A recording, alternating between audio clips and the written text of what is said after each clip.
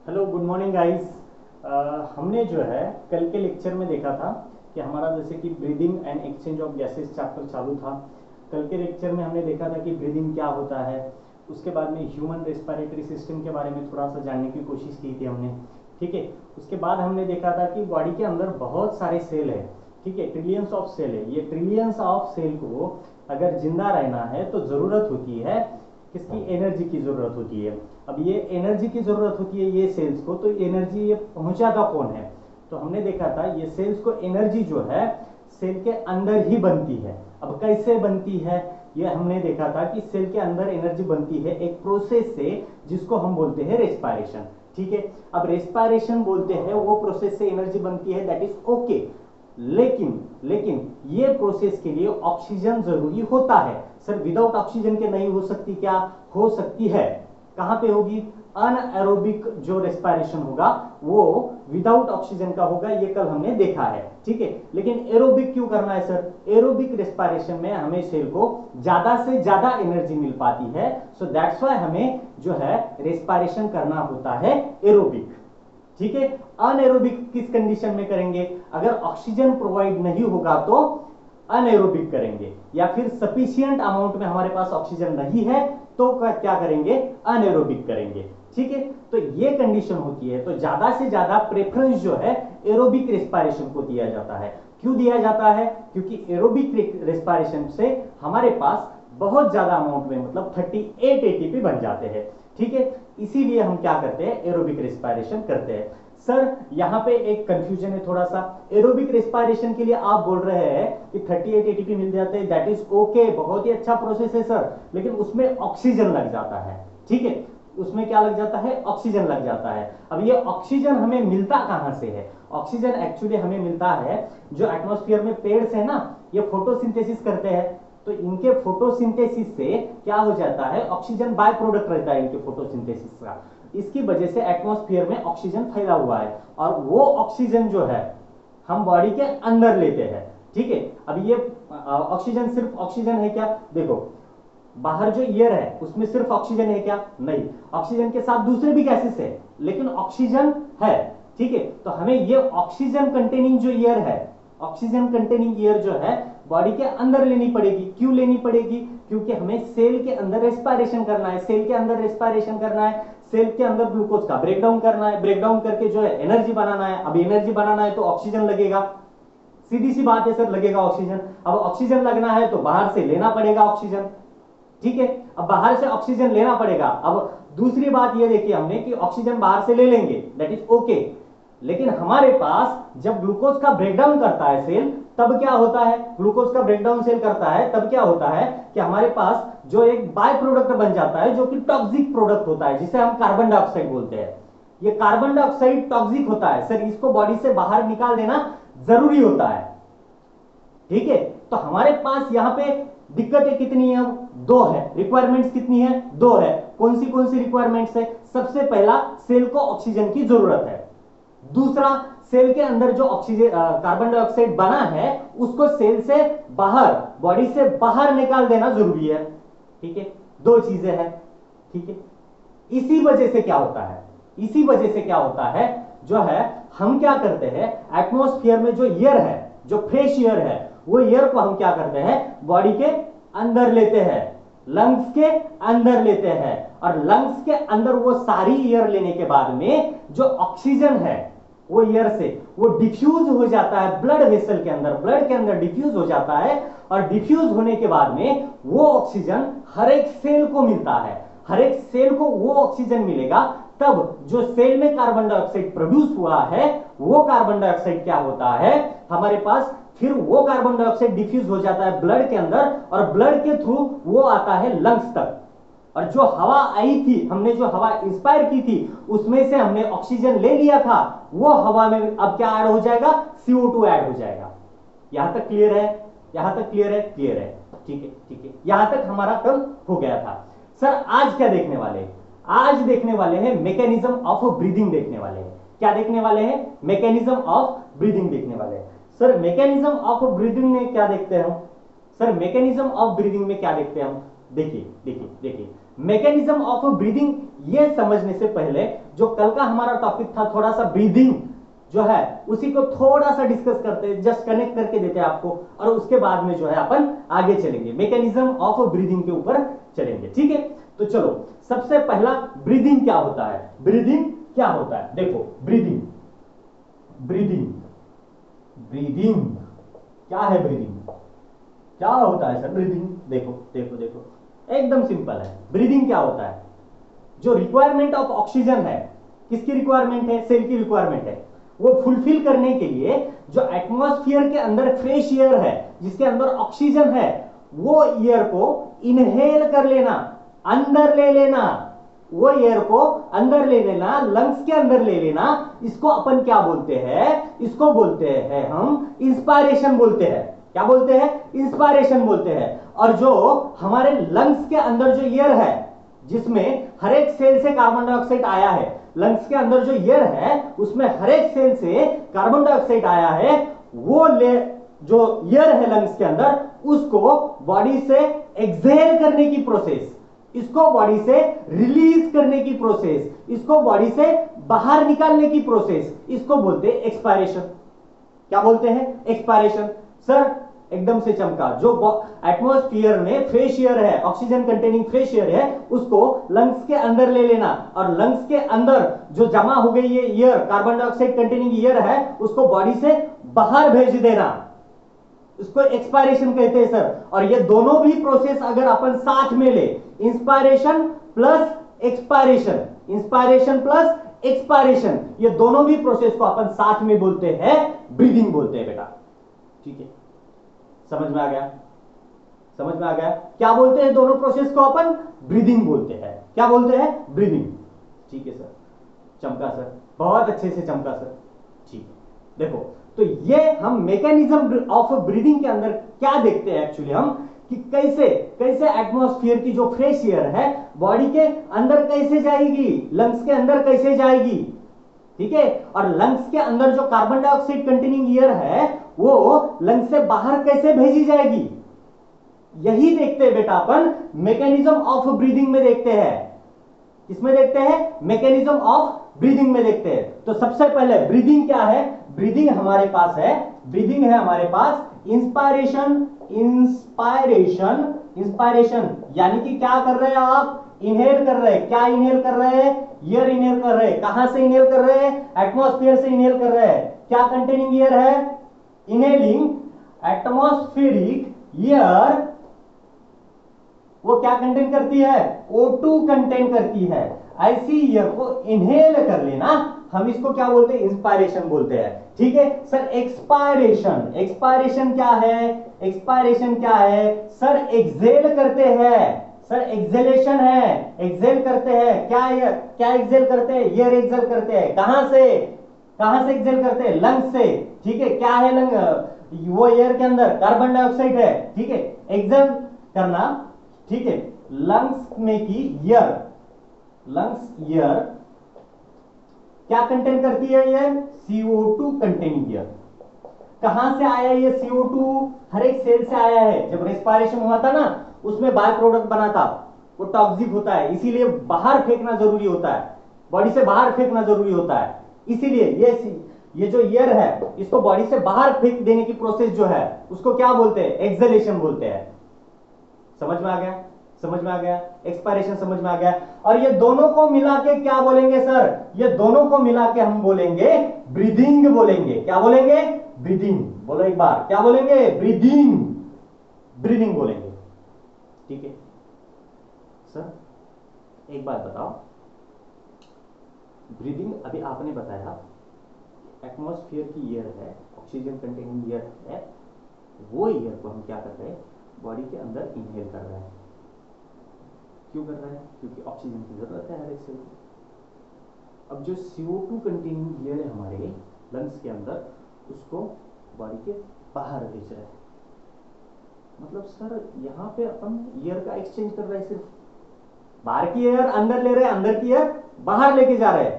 Sir यहाँ पे air का एक्सचेंज कर रहे हैं, एयर का एक्सचेंज कर रहे हैं। इसको क्या बोलते हैं सर, देखो एक बड़ा सा हॉल है, हॉल के अंदर एक जो है विंडो लगाई वाली है, कि वो विंडो से क्या होता है, बाहर की हवा अंदर आती है, अंदर की हवा बाहर जाती है विंडो के अंदर, अंदर की हवा, एटमॉस्फेयर की हवा अंदर आएगी, कमरे के अंदर आएगी। बड़ा सा कमरा है, कमरे के अंदर एक विंडो लगा हुआ है, उसे क्या बोलते हैं अपन, वेंटिलेटर बोलते हैं। क्या काम होता है उसका, बाहर की हवा अंदर फेंकना, अंदर की हवा बाहर फेंकना। अगर नहीं लगा है तो क्या हो जाएगा, सफोकेशन हो जाएगा, नहीं हो जाएगा, यस। इसीलिए ब्रीदिंग को अपन दूसरा नाम देते हैं वेंटिलेशन। क्या नाम देते हैं अपन, वेंटिलेशन। क्या नाम देते हैं, वेंटिलेशन। किसका नाम है ये दूसरा, ब्रीदिंग का ही नाम है। किसका नाम है बेटा, ब्रीदिंग का ही नाम है, ठीक है, ब्रीदिंग का ही नाम है दूसरा, वेंटिलेशन। यहां तक क्लियर है, ब्रीदिंग क्या है, क्लियर है। बाहर की एयर जो है atmospheric air containing O2 inhale कर लेना। CO2 कंटेनिंग एयर जो है बॉडी के अंदर बनी है, सॉरी CO2 कंटेनिंग जो CO2 बॉडी के अंदर बना है उसको एयर के थ्रू जो है बाहर भेज देना। इसको क्या बोलेंगे, एक्सपायरेशन बोलेंगे। इंस्पायरेशन प्लस एक्सपायरेशन दोनों मिला के ब्रीदिंग होती है। ब्रीदिंग को ही दूसरा नाम वेंटिलेशन भी बोला जाता है। यहां तक क्लियर है। चलो अब चलते हैं मैकेनिज्म ऑफ ब्रीदिंग पे। कहां चलते हैं, मैकेनिज्म ऑफ ब्रीदिंग पे चलते हैं। चलो देखो क्या होता है मैकेनिज्म ऑफ ब्रीदिंग। सर आप तो एकदम जो है फील करा देते सर। हाँ देते हैं भाई, हम पढ़ाते नहीं, ये खेलते हैं, पढ़ाई किस, आपको भी खेलना सिखाएंगे। देखो देखो मैकेनिज्म ऑफ ब्रीदिंग जो होता है ना, मेनली कौन ड्राइव करता है, देखो इसको इस तरीके से समझो, एक एग्जांपल के थ्रू इसको समझेंगे पहले। देखो इधर क्या होता है, जैसे कि हमारे पास यहां पे एक डब्बा है, सपोज करो, ठीक है सर, डब्बा है यहां पे, सर इसकी ओपनिंग ओपन ही है, ठीक है, ओपन ही है इसकी, डब्बा है, खुला डब्बा है, ठीक है सर। इसी को जो है ये पाइप के थ्रू इसको कनेक्टेड है दूसरा डब्बा, ठीक है सर, दूसरा डब्बा भी कनेक्टेड है, चमक गया। सपोज करो कि मैंने यहां पे क्या है, यहां पे इतना जो है, इसको यहां पे एक पिस्टन लगा दिया है, एयर का कंट्रोल करने के लिए मैंने यहां पे पिस्टन लगा दिया है। पिस्टन ये खींचेगा तो क्या हो जाएगा, ये डब्बा जो है उसकी ईयर खींची जाएगी, ठीक है। यहां पे एक पिस्टन लगाया मैंने और यहां पे एक पिस्टन लगाया मैंने, sir double piston, yes double लगाया है, यहां पे एक पिस्टन लगाया है, देखो ये पिस्टन, समझ में, एकदम ध्यान से देखो। अरे आपके जो है ना ये फील आ जाएगा, आपको फील आ जाएगा, ठीक है। यहां पे एक पिस्टन लगा हुआ है, ठीक है, समझ में। देखो आपको क्या करना है, ये जो डब्बा है आपका, ये जो डब्बा है इसके अंदर एयर लेनी है, इसके बाहर एयर छोड़नी है, ठीक है, इसके अंदर एयर लेनी है, इसके बाहर एयर छोड़नी है। तो आपको क्या करना पड़ेगा, देखो आपके पास इस तरह का सिस्टम है, आपके पास, तो क्या करना पड़ेगा, देखो जैसे कि यहां पे देखो, आप एकदम आराम से देखेंगे। जैसे कि मैं ये पिस्टन को खींच लूंगा, ये एयर पैक्ड डब्बा है, ठीक है, एयर पैक्ड है, ये पिस्टन को मैं खींचूंगा, यहां तक खींचूंगा, तो मुझे बताओ ये यहां तक हवा खींची जाएगी क्या, इसमें खींची जाएगी सर। ये भी पिस्टन को मैं खींचने लगूं तो, ऊपर खींचने लगूं तो क्या हवा खींची जाएगी, इधर से हवा खींची जाएगी, यस खींची जाएगी। सर क्यों होता है ये, क्यों खींची जाएगी हवा, देखो पहले जो है यहां पे था पिस्टन, आपका यहां पे था, ठीक है, यहां पे था, इतनी हवा थी ये डब्बे के अंदर, इतनी हवा थी। अब क्या हो गया है, पिस्टन यहां पे गया है आपका, हवा तो उतनी ही है लेकिन जगह बढ़ रही है, देखो इतनी जगह बढ़ रही है, इतनी जगह बढ़ रही है, हवा उतनी ही है लेकिन जगह बढ़ रही है।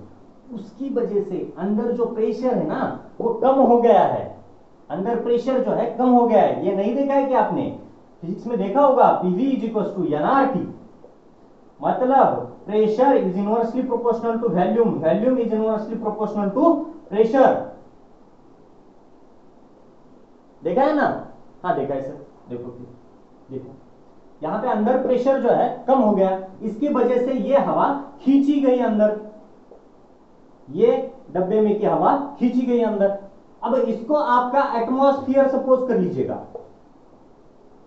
और इसको आपका लंग्स सपोज कर लीजिएगा।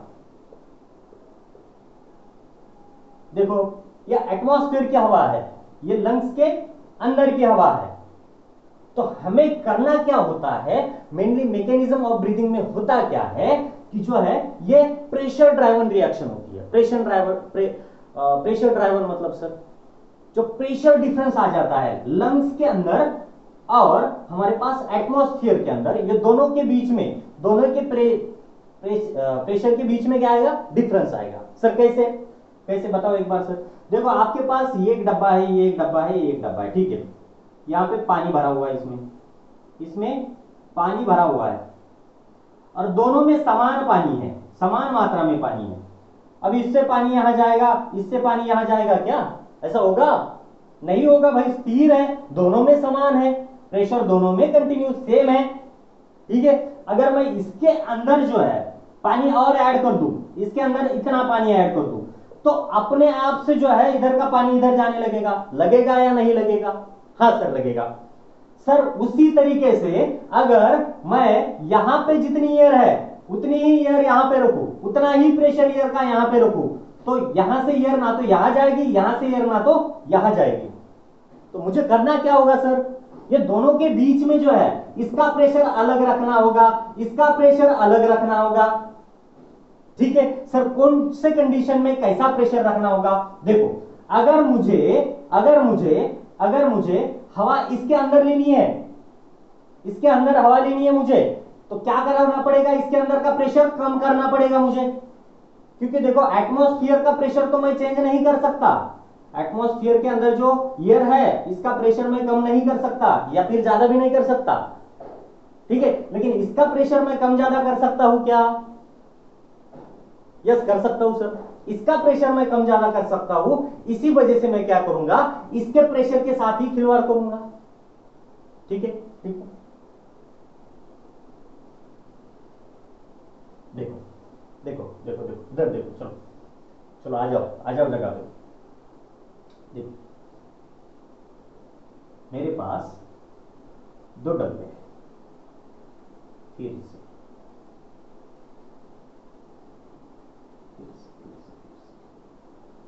देखो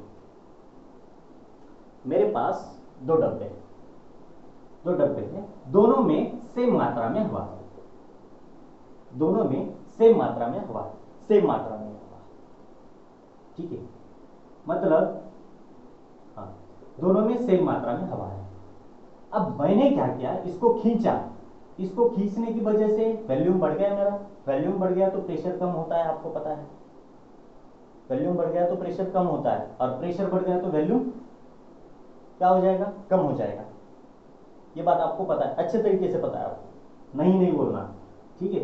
इधर देखो, हाँ अब देखो यहां,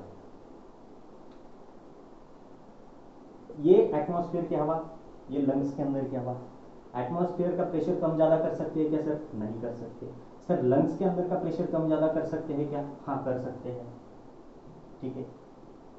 सर तो हमारा मेन मैकेनिज्म का जो ये है, मैकेनिज्म क्या है, प्रिंसिपल क्या है इसका, मेन प्रिंसिपल क्या है सर? मेन प्रिंसिपल क्या है मैकेनिज्म ऑफ ब्रीदिंग का? मेन प्रिंसिपल है कि जो है प्रेशर ग्रेडियंट बनाना। क्या है?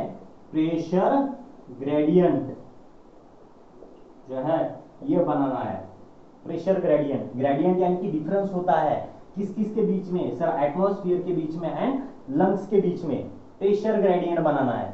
और प्रेशर ग्रेडियंट बना के जो है अंदर हवा खींची जाएगी, अंदर की हवा बाहर भेजी जाएगी, ये करना है बस। हाँ सुनो कैसे होगा, कैसे होगा? एटमॉस्फेयर का प्रेशर तुम कम ज्यादा नहीं कर सकते हो, लंग्स के अंदर का प्रेशर तुम कम ज्यादा कर सकते हो। कैसे कर सकते हो?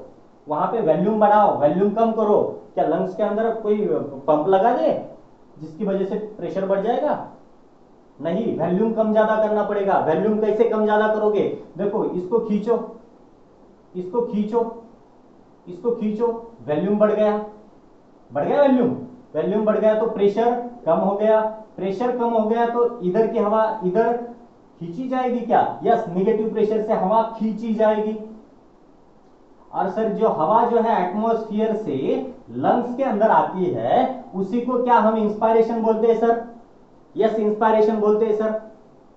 ये जस्ट एग्जांपल है, वो अपन लंग्स के कंडीशन में भी देख लेंगे, बढ़िया तरीके से देखेंगे। यह जस्ट एग्जांपल है, समझने की कोशिश करो, ठीक है, समझने की कोशिश करो। यहां पे ये हमने क्या किया है, ये खींचा है पिस्टन को, जैसे ही खींचेंगे इंजेक्शन की तरह, देखो आप, इंजेक्शन होता है ना, इंजेक्शन इंजेक्शन होता है, जैसे ही हम इंजेक्शन को खींचते हैं, इंजेक्शन को जैसे ही खींचेंगे तो बाहर की हवा इंजेक्शन के अंदर आएगी नहीं आएगी? यस आएगी। उसी को आप जो है ना, जो हमारा लंग्स है एज ए इंजेक्शन सपोज कर लो, ठीक है, उसको अगर फैलाएंगे तो बाहर की हवा अंदर आएगी क्या? यस आएगी,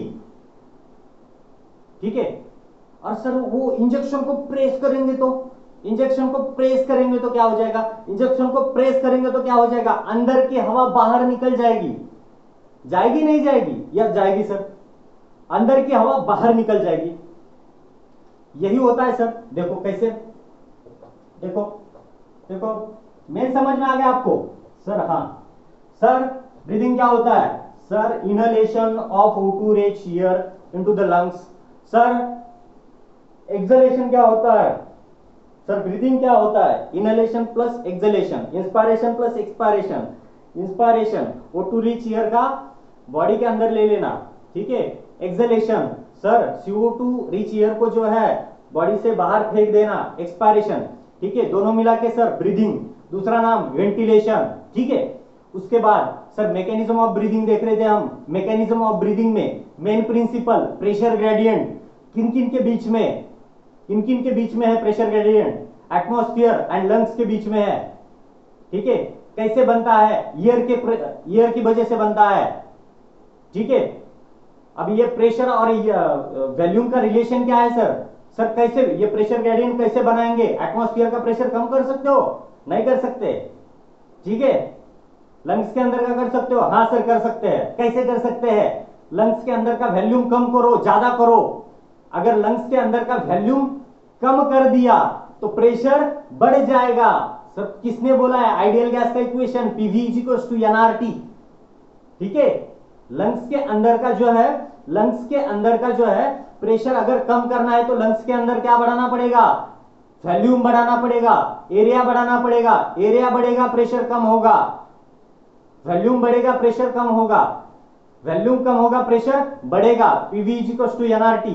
कैसे होता है सर? चलो देखते हैं, ठीक है। अब देखो, देखो इसको सपोज करो ये है हमारे, सपोज करो इसको, यहां पे अपन थोरेसिक चेंबर निकालते हैं। सबसे पहले तो थोरेसिक चेंबर निकालते हैं, थोरेसिक चेंबर निकालेंगे। देखो हमारे लंग्स जो होते हैं ना बेटा, ये सॉलिड एंड स्पंजी टाइप के होते हैं, सॉलिड एंड स्पंजी टाइप के लंग होते हैं। सर इसका मतलब क्या है सॉलिड एंड स्पंजी टाइप? देखो हमारे लंग्स जो है सॉलिड एंड स्पंजी टाइप के हैं और ये खुद के खुद कॉन्ट्रैक्ट नहीं हो सकते, खुद के खुद इसका अंदर का जो वॉल्यूम है उसको कम ज्यादा नहीं कर सकते।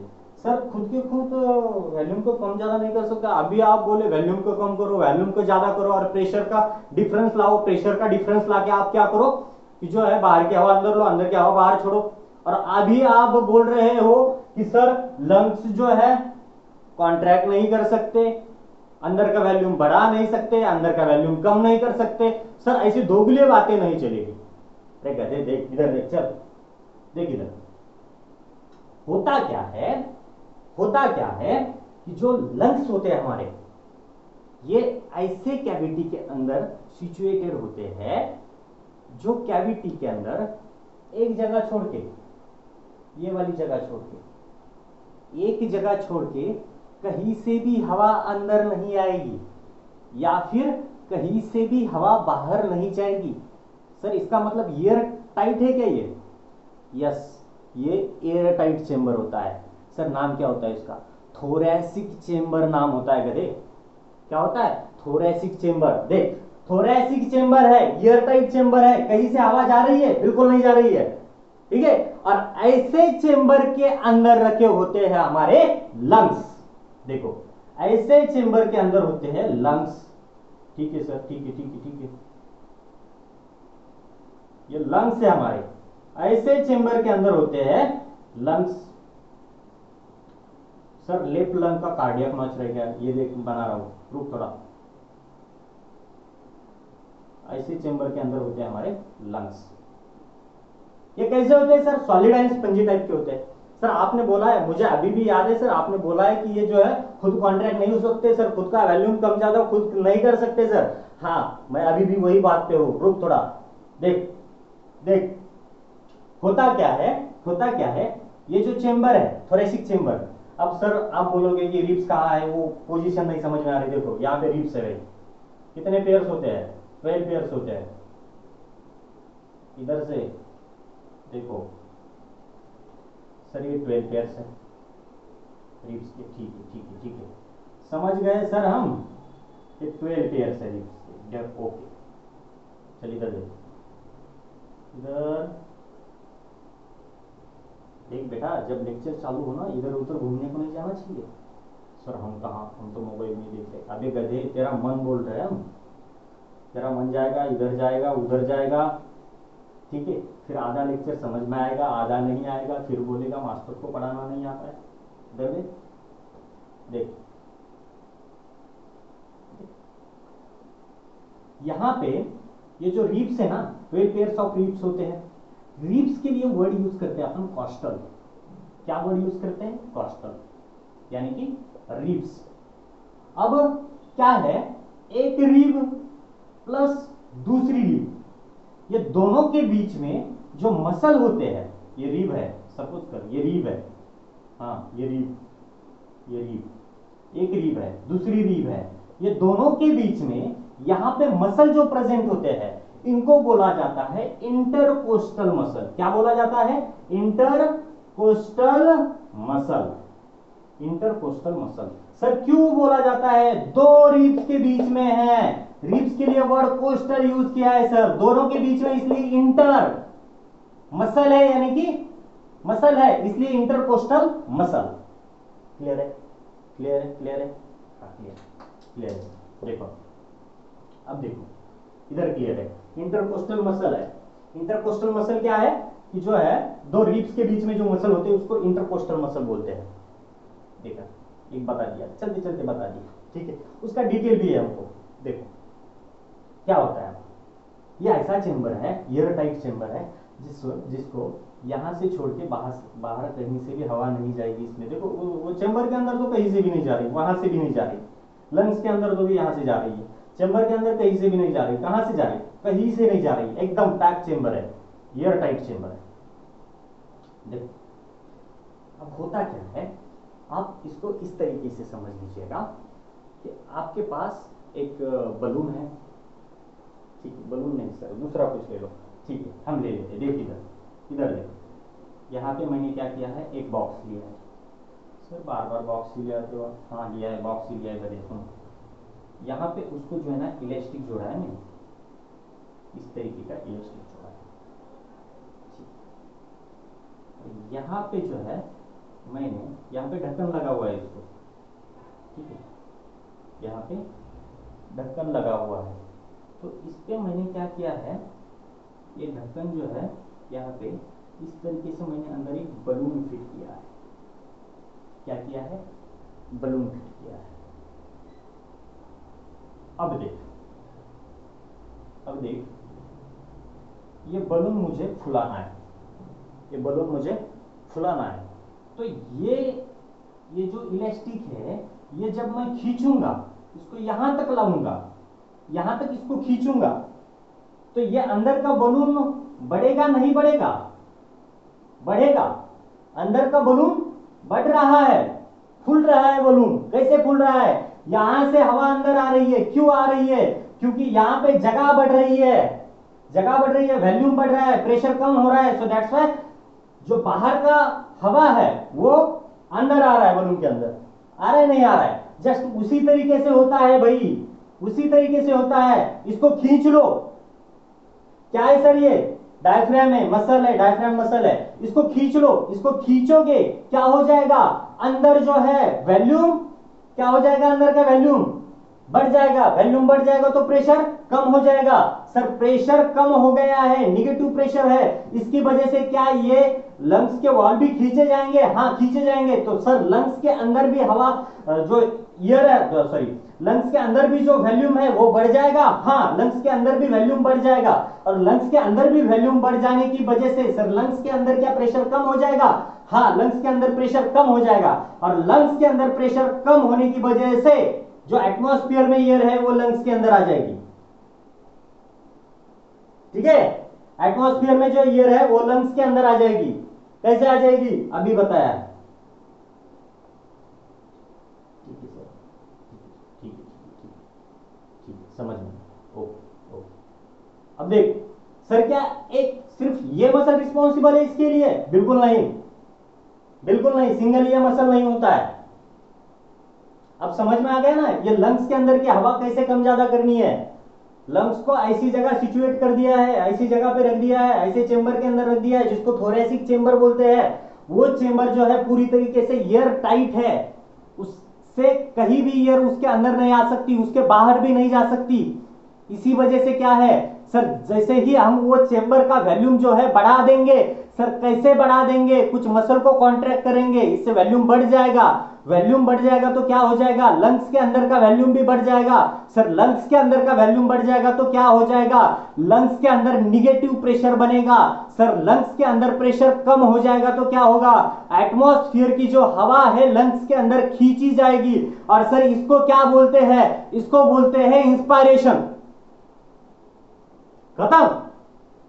यस, खत्म। समझ में आ गया। कुछ मसल आप कॉन्ट्रैक्ट करोगे। सर हमको एक समझ में आ गया कि अभी आप बोले थे, क्या बोले थे सर? आप बोले थे कि भाई जो है लंग्स के और एटमॉस्फेयर ये दोनों के बीच में क्या करना होता है? प्रेशर ग्रेडियंट बनाना पड़ता है। प्रेशर ग्रेडियंट बनाना, प्रेशर जो है एटमॉस्फेयर में अलग प्रेशर, लंग्स के अंदर अलग प्रेशर, दोनों के बीच में प्रेशर डिफरेंस। सर ये बनाए तो काम हो जाएगा? हाँ हो जाएगा। कैसे करना है आप? कैसे करना है? सर आपने बोला है लंग्स कॉन्ट्रैक्ट नहीं होते, बस सही है, नहीं होते, ठीक है। सर उसका वॉल्यूम डायरेक्टली कम ज्यादा नहीं कर सकते? हाँ नहीं कर सकते। क्या करें? इलाज क्या है? उसको रख दो चेंबर के अंदर। कौन सा चेंबर है? थोरेसिक चेंबर है। कैसा है? एयर टाइट है क्या? यस एयर टाइट है, ठीक है। सर चेंबर का वॉल्यूम अगर बढ़ाएंगे तो लंग्स का अंदर का वॉल्यूम बढ़ जाएगा क्या? हाँ बढ़ जाएगा।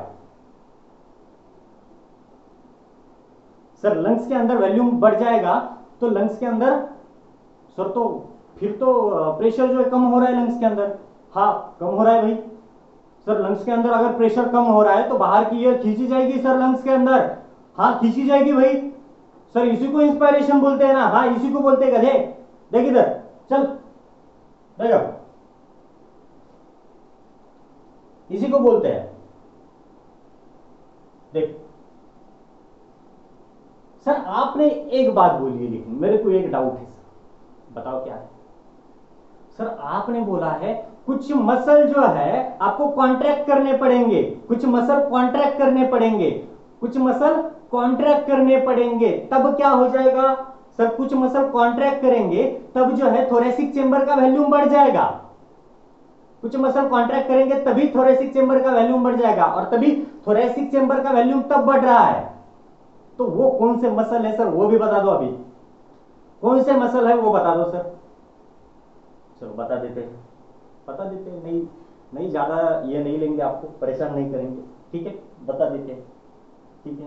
लेकिन पहले एक सुन लो ना, हवा बाहर कैसे निकलती है ये भी तो सुन लो। हवा बाहर कैसे निकलती है ये भी तो सुन लो। सुनो तो क्या होता है, देखो यहां पे ये जो मसल होते हैं ना, जो हमने कॉन्ट्रैक्ट किए थे, जो मसल कॉन्ट्रैक्ट करके हमने क्या किया था? थोरेसिक वॉल्यूम जो है बढ़ाया था। थोरेसिक वॉल्यूम बढ़ाने की वजह से हमारे लंग्स के अंदर का वॉल्यूम भी बढ़ गया था। लंग्स के अंदर का वॉल्यूम भी बढ़ गया था, अगर लंग्स के अंदर का वॉल्यूम हमारा बढ़ गया था तो सर लंग्स के अंदर का वॉल्यूम हमारा बढ़ गया था तो क्या हुआ था, अंदर निगेटिव प्रेशर जनरेट हुआ था, निगेटिव प्रेशर बनने की वजह से बाहर की हवा अंदर चली गई थी सर। Yes, done done. लेकिन सुन, मुझे एक बात बतानी है, सिर्फ जो तूने मसल कॉन्ट्रैक्ट किए थे ना at the time thoracic volume को तुझे बढ़ाना था, वो टाइम पे तूने जो मसल कॉन्ट्रैक्ट किए थे ना, वो जो मसल होते हैं ना, उसकी जो ओरिजिनल पोजीशन है वो तूने चेंज कर दी थी। मतलब सर मेरी पहुंचा नहीं समझता। सुन, तेरे पास एक रबर है, नॉर्मली उसको इस तरह से तूने पकड़ा है, ठीक है। अब तूने उसको कॉन्ट्रैक्ट किया है, ये कॉन्ट्रैक्ट किया, दिख रहा है? हाँ दिख रहा है। कॉन्ट्रैक्ट किया इसको कॉन्ट्रैक्ट करने से इसकी ओरिजिनल पोजीशन चेंज हो गई। हाँ सर, चेंज हो गई ओरिजिनल पोजीशन इसकी, ठीक है सर। अगर मैं इसको छोड़ दूंगा क्या ये पहली जगह पे जाएगा क्या? यस जाएगा, पहली जगह पे जाएगा, पहली जगह पे जाएगा। जस्ट वही होता है बेटा। क्या होता है, जो मसल अपन ने कॉन्ट्रैक्ट करके लिए थे ना, जो मसल हमने कॉन्ट्रैक्ट करके लिए थे थोरेसिक वॉल्यूम बढ़ाने के लिए, वो मसल को अपन क्या करते हैं, रिलीज कर देते हैं, रिलैक्स कर देते हैं। रिलैक्स कैसे करेंगे? छोड़ देंगे उसको, रिलैक्स कर देंगे, छोड़ देंगे। सर खींचने के लिए ताकत लगती है, छोड़ने के लिए ताकत नहीं लगती। सही है, तो खींचने के लिए एनर्जी यूज होती है सर, छोड़ने के लिए एनर्जी नहीं यूज होती।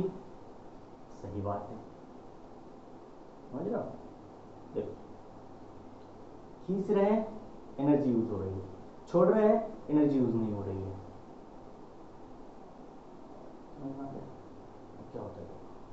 देखो क्या होता है,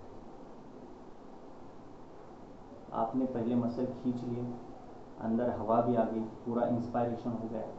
अब इंस्पायरेशन के बाद आपको एक्सपायरेशन भी तो करना पड़ेगा। अब एक्सपायरेशन करने के लिए क्या हो जाएगा, जो मसल आपने कॉन्ट्रैक्ट किए थे ना, जो मसल आपने कॉन्ट्रैक्ट किए थे, जो मसल कॉन्ट्रैक्ट करने की वजह से थोरेसिक वॉल्यूम बढ़ गया था, वो मसल को जो है आप छोड़ दो। अभी क्या करो, रिलैक्स कर दो, वो मसल को रिलैक्स कर दो।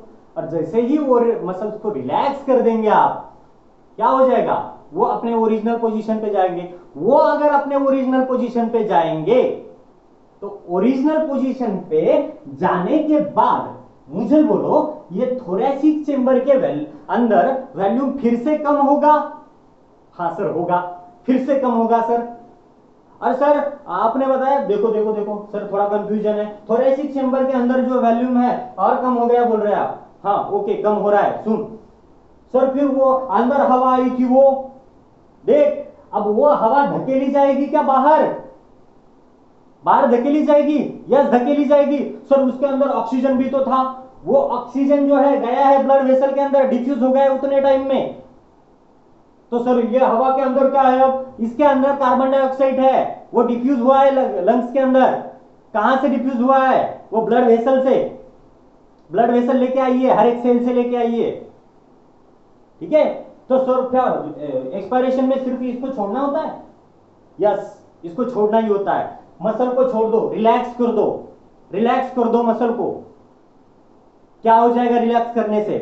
सर अंदर की जो हवा है बाहर रिलीज की जाएगी, बाहर रिलीज की जाएगी, बाहर रिलीज की जाएगी। और इसी को हम क्या बोलते हैं? एक्सपायरेशन बोलते हैं। क्या बोलते हैं? एक्सपायरेशन बोलते हैं। सर एकदम बढ़िया तरीके से समझ में आ गया? देखना क्या बाकी है, कौन से मसल है वो, कॉन्ट्रैक्ट करने वाले कौन से मसल है, रिलैक्स करने वाले कौन से मसल है। कॉन्ट्रैक्ट करने वाले कौन से मसल है, रिलैक्स करने वाले कौन से मसल है, ये देखना बाकी है। देखो देखो, muscles involve in mechanism of breathing. Muscles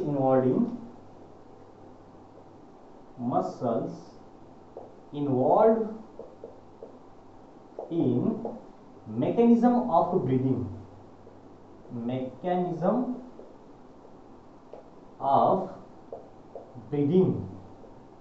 breathing के मैकेनिज्म में सर कौन से मसल जो है इन्वॉल्व होते हैं? दो टाइप के मसल इन्वॉल्व होते हैं। कितने टाइप के? दो टाइप। कौन से सर? सबसे पहला डायफ्राम मसल। डायफ्राम मसल ये स्केलेटल मसल रहता है क्या? हाँ, स्केलेटल मसल रहता है डायफ्राम मसल। दूसरे सर कौन से? Intercostal muscle. Intercostal muscle. Intercostal muscle दो तरीके।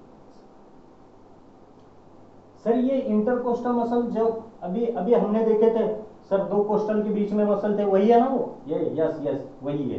देख इधर, वही है इंटरकोस्टल मसल।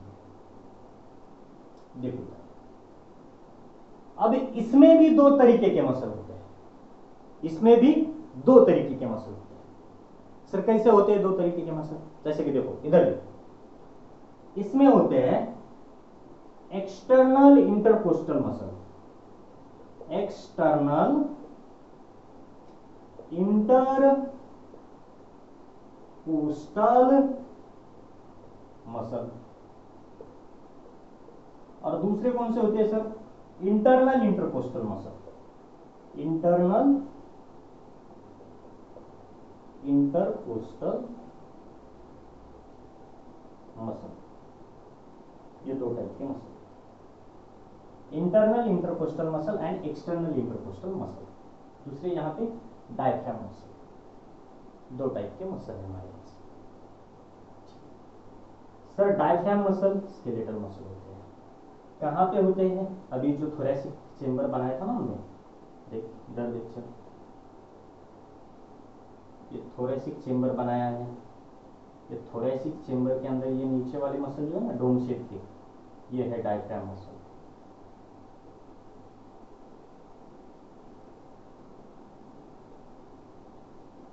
डायफ्राम मसल, ये है डायफ्राम मसल। ठीक है, तो sir external intercostal, internal intercostal बता। सुनिए, सपोज कर ये तेरा बैकबोन है। क्या है? बैकबोन। और इस तरह से रिब्स है, इस तरह से रिब्स है, सपोज कर इस तरह से, इस तरह से रिब्स है। और ये स्टर्नम में आगे से सपोज करना है इसको। ठीक है, अब ये जो तो रिब्स है, ये रिब्स के बीच में मसल है सर। यस, मसल है रिब्स के बीच में।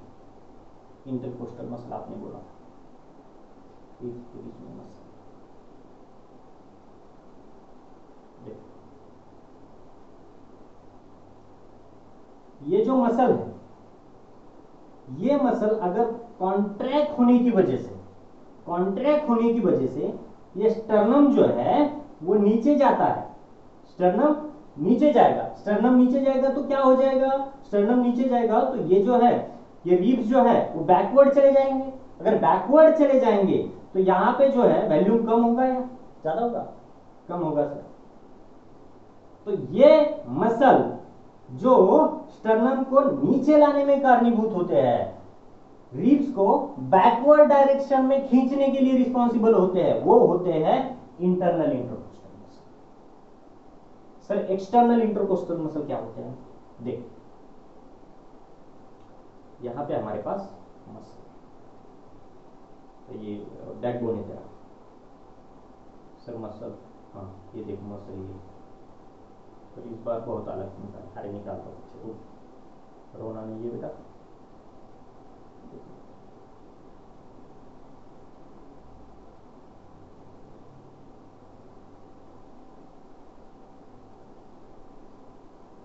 देखो सर, ये रिब्स के बीच में मसल है, इंटरकोस्टल मसल। हाँ है, सुन। अब ये इंटरकोस्टल मसल जब कॉन्ट्रैक्ट हो जाते हैं ना, तो ये नीचे वाली रिब्स जो है ऊपर खींची जाती है। नीचे वाली रिब्स ऊपर खींची जाती है। इसकी वजह से क्या होता है? ये जो स्टर्नम है, ये स्टर्नम ऊपर जाएगा। स्टर्नम ऊपर जाएगा। ये स्टर्नम ऊपर जाएगा तो क्या हो जाएगा? ये जो रिब्स है ये फॉरवर्डली डायरेक्ट होंगे। ऐसे डायरेक्ट होंगे, फॉरवर्डली डायरेक्ट होंगे। और ऐसे मसल्स को क्या बोलेंगे? जो कॉन्ट्रैक्ट होने की वजह से स्टर्नम ऊपर जाता है, रिब्स जो है फॉरवर्डली डायरेक्ट होते हैं, ऐसे इंटरकोस्टल मसल को बोलते हैं एक्सटर्नल इंटरकोस्टल मसल। क्या बोलते हैं? External intercostal muscle. Sir diaphragm muscle का, डायफ्राम और ये दोनों तीनों भी मसल, इसका ओरिजिनल पोजीशन क्या रहता है? सर ये डोम शेप का रहता है ओरिजिनली। सर खींचा जाएगा तो खींचेगा, यस खींचेगा, लेकिन छोड़ेगा तो फिर वो अपनी जगह पे जाएगा क्या? यस जाएगा। मिटा दो इसको भी। सर एक्सटर्नल इंटरकोस्टल मसल खींचेंगे तो ऊपर आएंगे क्या? स्टर्नम ऊपर आएगा? हाँ आएगा। सर रिब्स फॉरवर्ड डायरेक्शन में जो है डायरेक्ट हो जाएंगे? यस हो जाएंगे। Sir intercostal muscle, internal intercostal muscle को खींचेंगे तो क्या स्टर्नम नीचे आएगा? हाँ आएगा। रिब्स जो है बैकवर्ड चले जाएंगे? हाँ बैकवर्ड चले जाएंगे बेटा। ठीक है सर कैसे होता है? एक मिनट रुक, तेरे को डेमो दिखाता हूँ, रुक रुक गधे।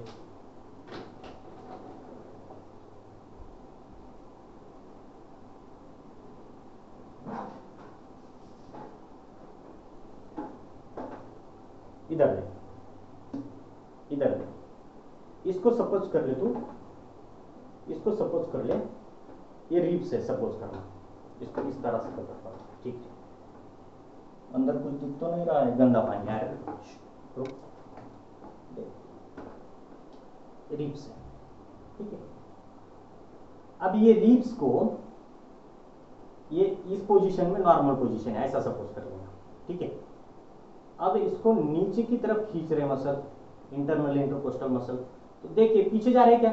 जा रहे पीछे, रिब्स पीछे जा रहा है? हाँ जा रहा है सर। देख यहां से नीचे खींच रहे तो कहां जा रहा है? पीछे जा रहा है। सर यहां से नीचे खींच रहे तो कहां जा रहा है? पीछे जा रहा है रिब्स। तो पीछे जाने की वजह से ये जो फासला था, ये फासला कम हो रहा है क्या? देख देख, पहले इतना था, अब कम हो रहा है क्या फासला? ये कम हो रहा है क्या फासला? देख पहले इतना था, अब इतना हो रहा है, यस। पहले इतना था, अब इतना हो रहा है, यस। तो सर यहाँ पे डॉर्सल वेंट्रल साइड जो है ये कम हो रही है क्या? हाँ सर कम हो रही है, ठीक है। ये इंटरनल इंटरकोस्टल मसल की वजह से हो रहा है सर, नीचे जा रहा है ना, यस इंटरनल इंटरकोस्टल मसल की वजह से हो रहा है। सर अब बताओ, ये नॉर्मल पोजीशन है। अब एक्सटर्नल इंटरकोस्टल मसल अब कॉन्ट्रैक्ट होगा तो क्या ये ऊपर की साइड में जाएगा? हाँ ऊपर की साइड में जाएगा। ये कहां जाएगा? ऊपर की साइड में जाएगा, ऐसे ही जाएगा ऊपर की साइड में।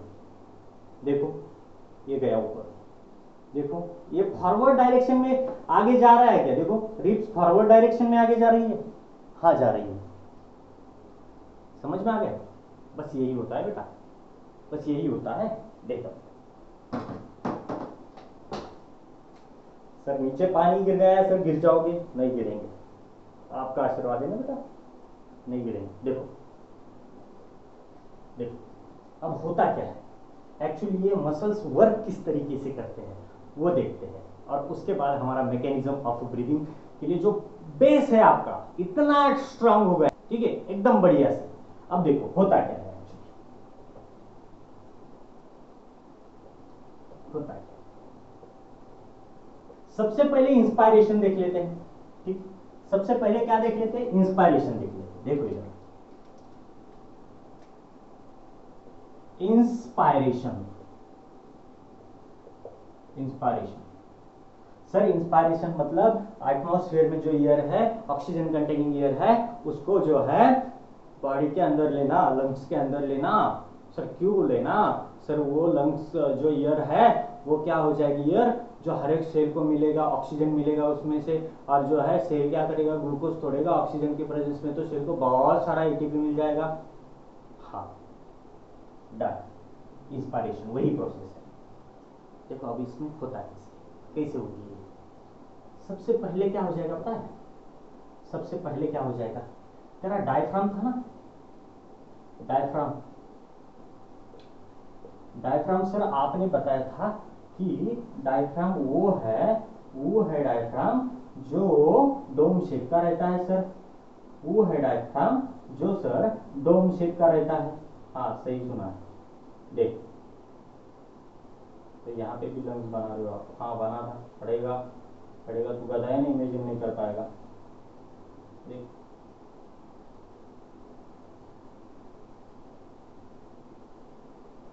सर एक लंग्स बड़ा निकाला एक छोटा निकाला है, हाँ होता है ऐसा, राइट वाला बड़ा होता है लेफ्ट वाला छोटा होता है। देख इधर, अब सबसे पहले तू क्या करेगा, डायफ्राम मसल को क्या करेगा, कॉन्ट्रैक्ट करेगा। मसल को क्या कर लिया, कॉन्ट्रैक्ट, डायफ्राम मसल को क्या कर लिया, कॉन्ट्रैक्ट कर लिया, डायफ्राम कॉन्ट्रैक्शन। अब इसकी वजह से क्या हो जाएगा, यहां पे आ जाएगा ये डायफ्राम, पहला पोजीशन इसका ये, आपका पोजीशन ये, सर डायफ्राम नीचे आ गया, हाँ नीचे आ गया, डायफ्राम नीचे आ गया, डायफ्राम नीचे आ गया।